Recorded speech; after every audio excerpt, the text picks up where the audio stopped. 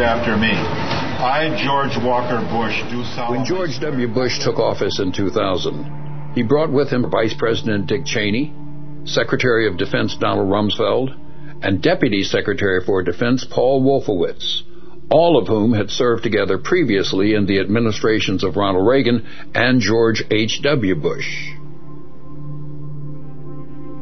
Paul Wolfowitz, in particular, had long been recognized as the intellectual force behind a radical neoconservative fringe of the Republican Party.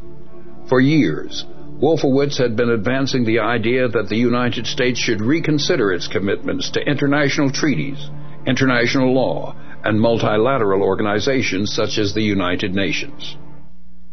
A radical plan for American military domination first surfaced during the administration of George H.W. Bush.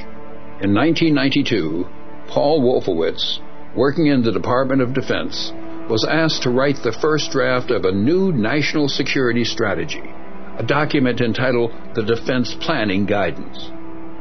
The most controversial elements of what would later come to be known as the Wolfowitz Doctrine were that the United States should dramatically increase defense spending, that it should be willing to take preemptive military action, and that it should be willing to use military force unilaterally, with or without allies.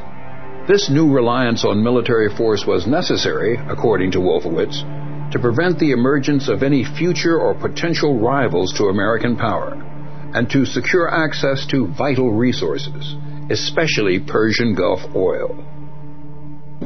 Out of power during the Clinton presidency, Wolfowitz and his colleagues affiliated themselves with a number of influential conservative think tanks.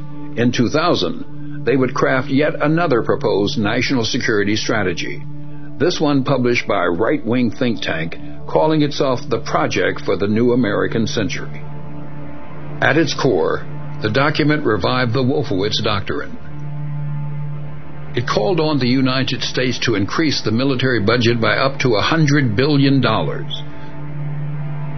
to deny other nations the use of outer space, and to adopt a more aggressive and unilateral foreign policy that would allow the United States to act offensively and preemptively in the world. The elimination of states like Iraq figured prominently in this grand vision.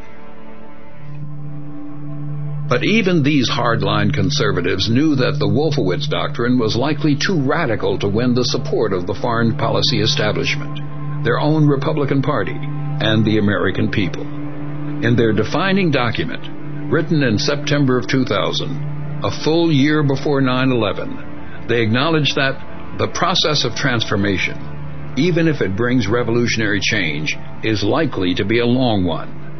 Absent, in their own chilling words, some catastrophic and catalyzing event, like a new Pearl Harbor. 1 year later, that event would arrive.